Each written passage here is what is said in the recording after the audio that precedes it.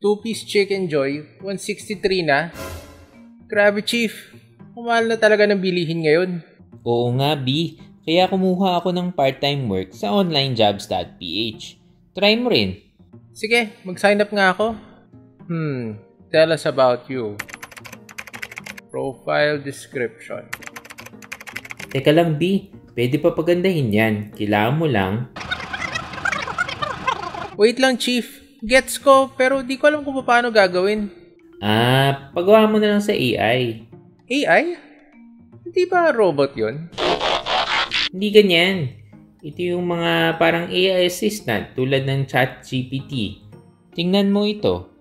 Nagsulat siya ng profile na parang magic. Wait lang, anong magic?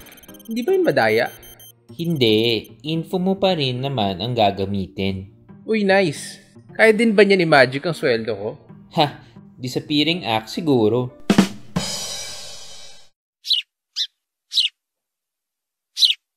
Welcome back sa RFW TV, ang karamay mo sa iyong hanap buhay digital. In this video, matututo tayo kung paano gumamit ng AI para gumawa ng ating onlinejobs.ph profile. So, anong klaseng AI ba yan? Gagamit tayo ng AI chatbot, yung ChatGPT. Isang klase ito ng generative AI na kung saan pwede ka magbigay dito ng instructions at maglalabas siya ng written output. Tulad na lang ng articles, social media captions, resumes, or tulad ng goal natin sa video na ito, profile para sa onlinejobs.ph. So, hindi ba talaga yan madaya? Hindi, kasi ang ChatGPT ay isang tool lamang. Yung ilalagay pa rin natin na credentials ay manggagaling sa iyo, yung user. Pag totoo ang info, totoo din ang mabubuong onlinejobs.ph na profile. So bale, pampapogi lang pala siya ng profile. Tara, gawin na natin ito. Una sa lahat, tingnan natin kung paano ang itsura ng profile overview pag sinilip ito ng isang potential client. Sa taas ay ang photo, name, profession at ID proof score. Next ay ang overview section kung saan makikita ang desired salary at educational background. Tapos ito na ang ating profile overview bago ipakita sa baba nito ang listahan ng mga skills. Sa buong profile mo sa onlinejobs.ph, dito ka lang pwede magsulat ng ipangbibida mo sa profile mo. Kaya dapat sa unang sentence pa lang, alam na ng potential clients ang value ng pang-hire sa'yo. Teka, hindi yata yan naturo sa school. Ano ba yan? Huwag kang mag-alala, simple lang yan pag sinagot mo ang mga tanong na ito. Number 1, what service will you provide? Virtual assistant. Nakikita ko kasi patok na patok yan ngayon sa social media. Number 2, how many years of experience do you have? Wala. Pero nagtrabaho naman ako sa isang BPO company for 3 years. Number 3, what results do clients want from your service? Na-research ko din yan. Madami sa mga job posts about virtual assistants. Gusto nila ma-free up yung time nila para makapag-focus sila sa mga ibang importanteng bagay. Number 4, can you explain how you'll be able to help them achieve these results? Siyempre, gagalingan ko. Kaya ko patakbuhin lahat ng admin staff kahit walang supervision ng mga bossing. Magpapabibo din ako sa pag-communicate para feel ni client na nagtatrabaho ako ng mabuti. Number 5, what hard and soft skills do you have that are relevant to this job? Never ako nalilate sa work. Magaling din akong pumikap ng balita. At marunong din ako gumamit ng Trello at Notion kasi may training dito sa office.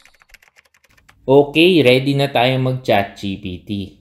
Pupunta lang tayo sa website nito, chat.openai.com. Tapos, matapos mong makapag-sign up, makikita natin ang screen na ito.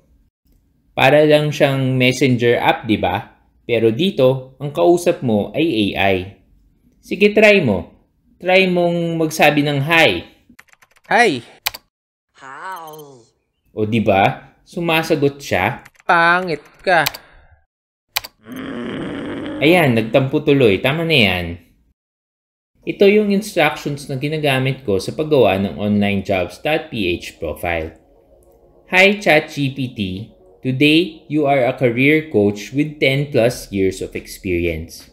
Your task is to help me create a 2-paragraph online jobs.ph profile. Start by highlighting the user's value delivered to potential clients and then expound on this by using the user's answers to the questionnaire. Please keep it concise and use simple language. Below are my answers to the questionnaire.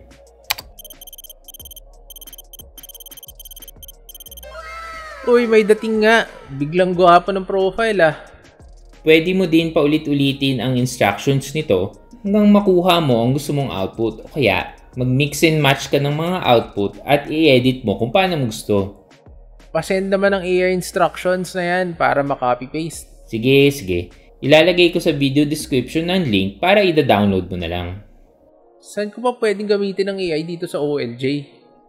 Kung titingnan natin ulit ang onlinejobs.ph profile, makikita natin na may listahan din ng skills dito.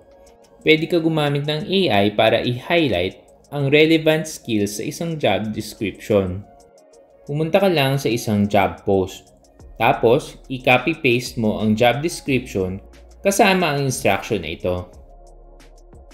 Hi ChatGPT, you are a career coach with 10 plus years of experience.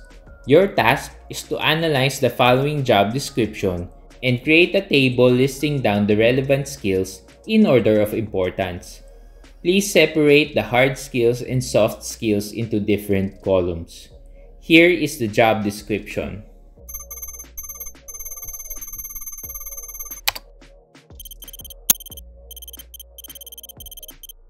Ang galing ah.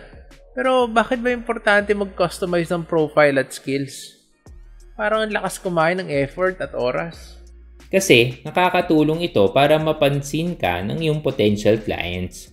Kung mas fit ang profile mo sa hinahanap nila, mas mataas ang chance na magre-reply din sila sa application mo. Kaya nga pati resume mo dapat customized eh. Hassle naman, wala bang AI din para dyan? Meron din. Ito yung tinatawag kong Job Accelerator. I-share ko ang link sa video description. Nakakatulong ito mula sa paggawa ng iyong resume hanggang sa pag-answer mo sa interview. From start to finish? Sige game. Master, meron ka ba bang ibang tips para dito sa OLJ? Kailangan ko talaga ng extra income. Yung price ng Chicken Joy, it does not bring joy. Teka, wag mo ko tawagin master. Meron pa naman akong ibang tips. May tama kasing diskarte sa pag-apply dyan sa onlinejobs.ph. I-check mo lang itong playlist na nasa screen para mapabilis ang paghahanap mo ng trabaho. Ayos.